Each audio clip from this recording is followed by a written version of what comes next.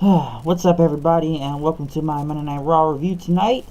Pretty much from Montreal, Quebec, Canada, as they pretty much came off of the whole Saudi Arabia greatest Royal Rumble thing.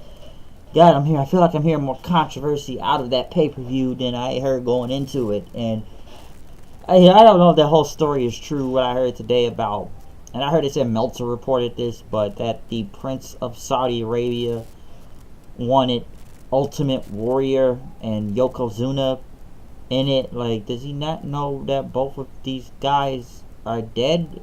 Or some say that's the reason why they had all those other giant guys like Babatunde in there. I don't know, man. I know they just hyped it and tried to say it was spectacular and dazzling, but it's like, dude, there's so much controversy with this. It's not even funny at this point. Like, I mean, I've said enough what I do with Saudi Arabia, but hey, 200 million, I guess, to tell you something for over 10 years, but I feel like this is not going to go turn out well, if you ask me, with this Prince guy or Saudi Arabia or whatever. But pretty much kicking off the show, though, Roman Reigns, immediate boos, of course, booed out of the building as they talked about the finish with Brock and Roman at the cage match back in Jeddah. And pretty much that Reigns should have won since his feet did hit the ground first, but Lesnar hit it back first even though he was still on the steel cage. And I said this too, that Brock was still on the cage, but Roman did hit the floor first. But since you see that they now have an angle going into this, you know this is not over. You know this feud is going to continue. You know Brock is going to disappear with the title for more and more months. And to be honest, I don't think he'll drop it until SummerSlam. And we're a long ways away from SummerSlam. So they want to continue this Brock versus Roman thing. So we wish it in, but it ain't over. It feels like it's never over. And nobody wants to see these matches again. But they pretty much, they played into that. But Kurt Angle said that the, decision is final, the referee's decision. And, they tried to play it into something else, trying to compare the NFL or anything. I think NFL play or something. But Reigns says he won't make excuses. And he says, I don't need to. Because everyone's seen the footage. The ref said it on Twitter.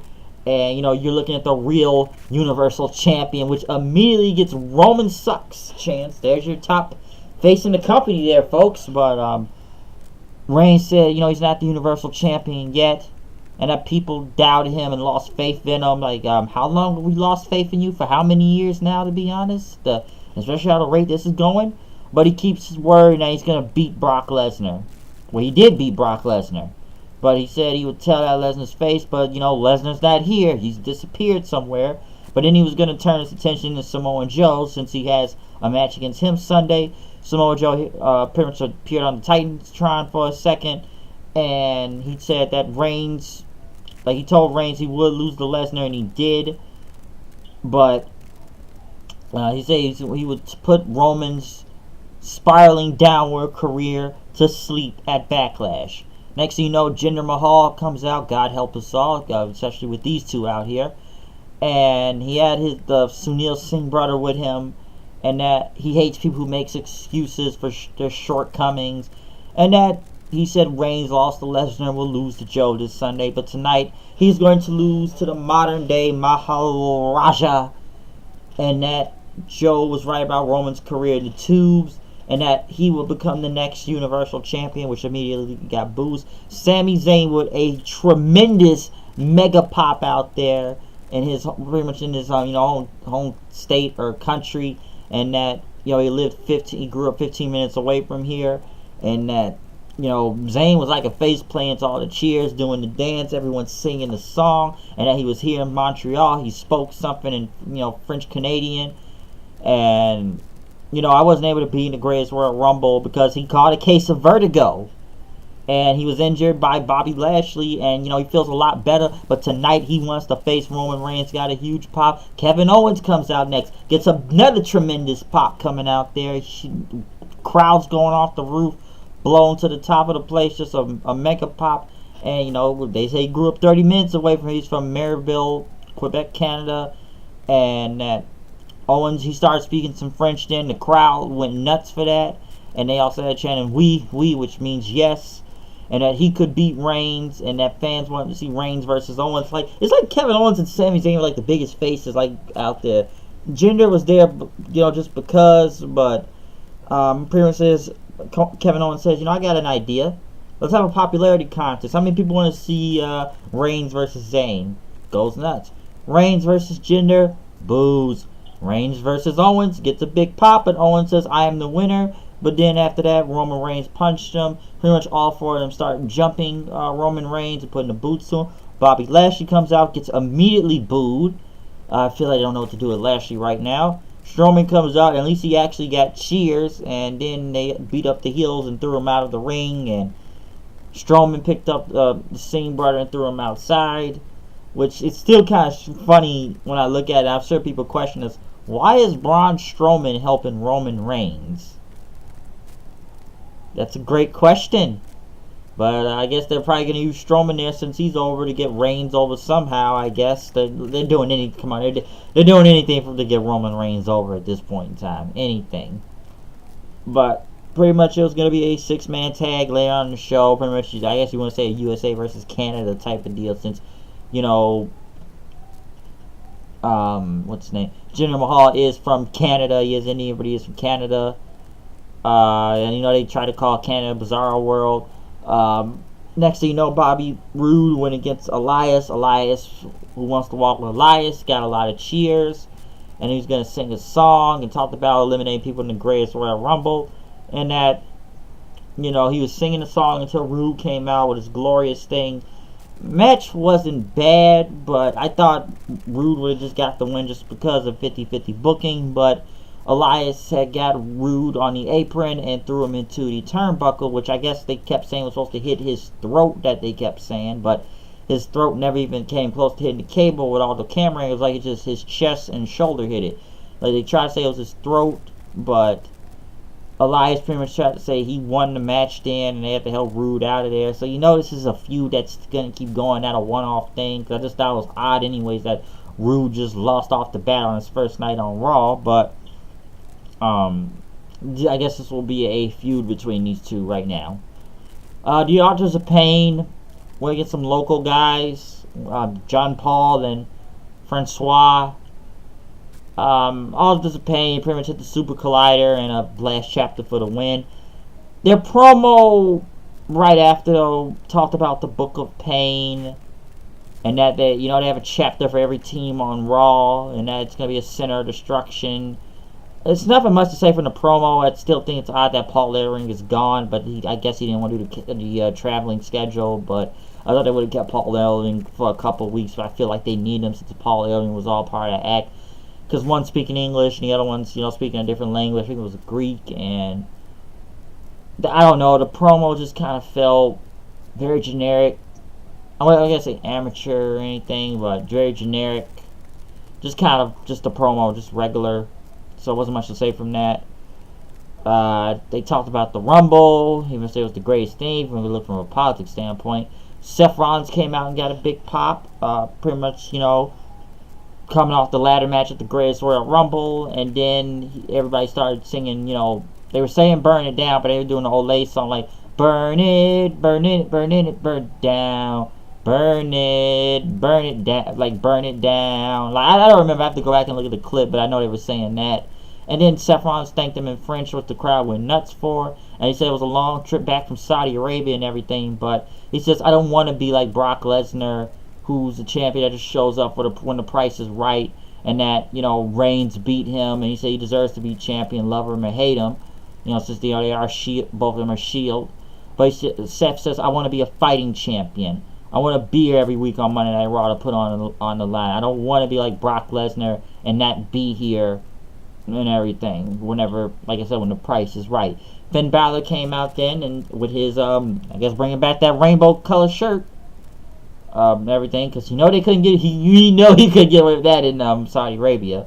But he did have that attire back on since people were questioning him on Twitter about it, why he didn't have it. But Balor says, it was a long flight back, and, yeah, you won, but you just got this close. You got lucky. But he says, we're both 2-2. So what about tonight?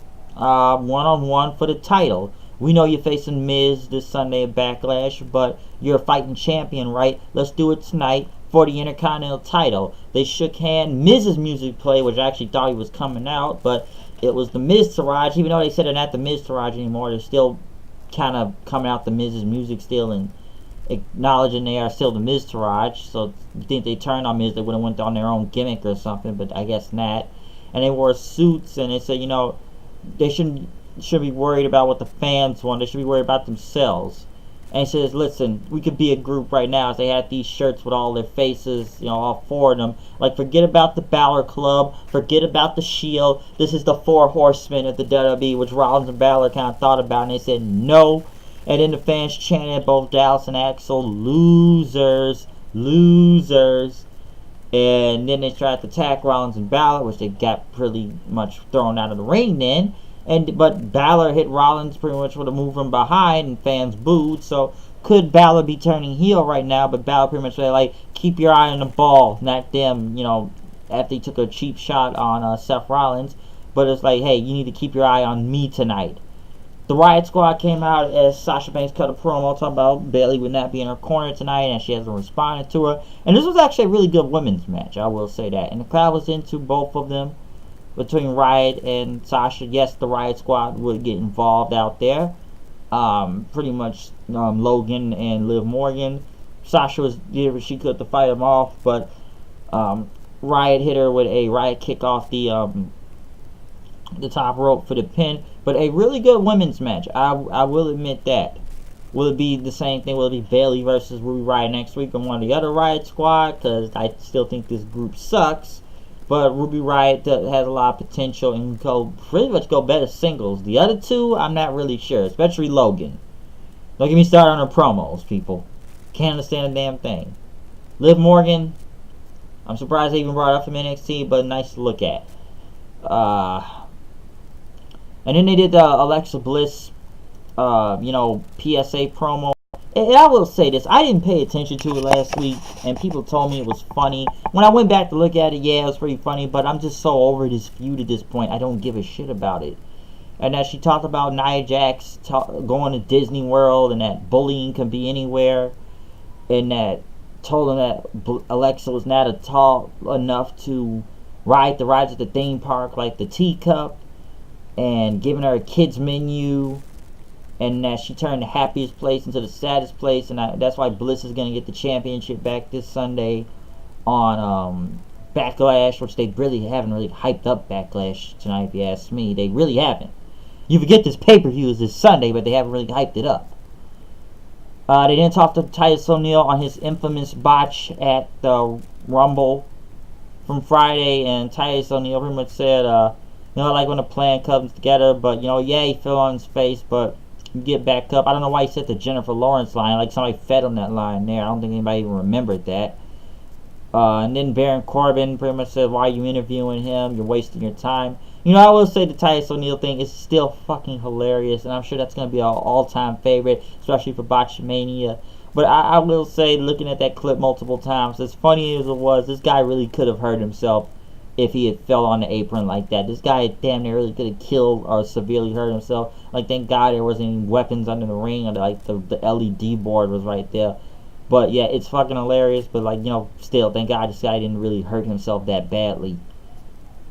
But after the whole botch thing, the Titus botch, they went to Matt Hardy and Bray Wyatt, cutting a promo as they had Photoshop pre-tapes of them from the beginning of the prehistoric times to the American Revolution to being the men on the moon and World War II, and that they had the dark and light thing, which Corey Graves did the worst. I guess they are now the Deleters of Worlds. I think that's their team name now.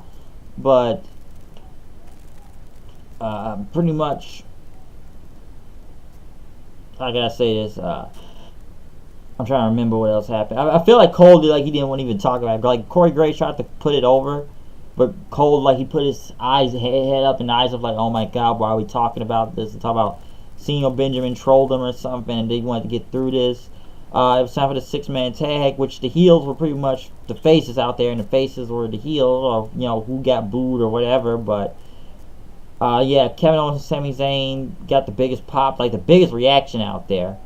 Strowman still got a reaction, but not as big as that.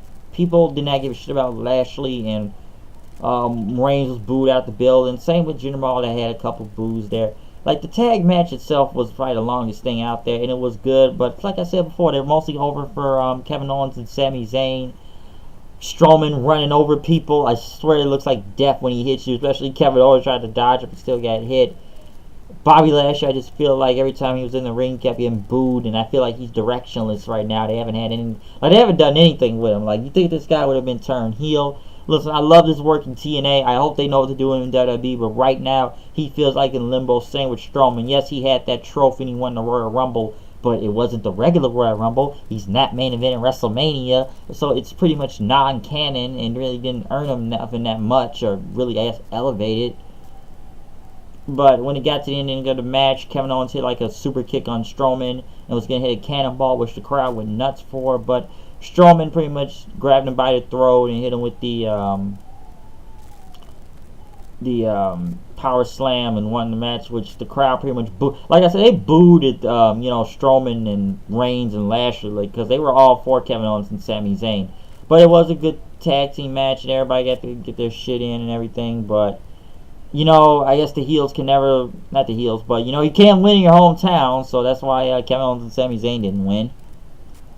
But, who took the pin here again? Oh, yeah, Kevin Owens took the pin. I don't know why I forgot about that, but, yeah. I will say one thing, too, on these commercials. Like, who hired Bruce Pritchard back, by the way? Like, wasn't Bruce Pritchard with Impact? But I guess he's got his podcast, Something to Wrestling now. It is, so, yeah.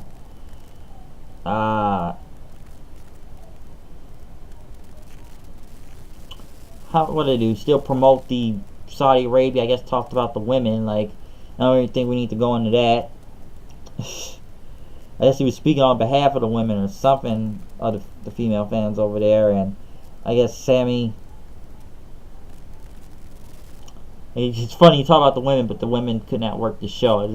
I know I thought about it was pretty, funny or contradicting, really, when you think about it. Corbin came out and cut a promo on Titus O'Neil and Noah Jose that they are buffoons and we don't need to see that stupid conga line. He was gonna put an end to this. I'm like, we sure he's not face? Because I don't think nobody gives a shit about Noah Jose to begin with. Trust me, I know people that want to see him get his shit kicked in. And then this whole match was Titus O'Neil with Titus Brand trying to, how they were going to fall off the, do the same thing they did Friday, but Titus got on the apron and then fell off after that and distracted Corbin, and pretty much Corbin like an idiot. No way Jose won, so very wacky stuff out there. But, they all danced and that was it. I don't know, man. There's nothing much to say from this segment. This not Titus O'Neil, but I guess Titus' whole gimmick is just going to be him falling on the ground because of that. No way, Jose. Come on, what does this guy really do in NXT? Let's be honest. What did he do? Why did they bring this guy? I still question why they brought him up. And it was a distraction win too, but I don't know, man. And you're not going to recreate the whole Titus botch, so I don't know why they tried to do that. Natalya with Ronda Rousey out there winning against Mickie James, and Alexa Bliss was with her. There was a big Ronda Rousey chance that she was mostly the most over person in this whole match.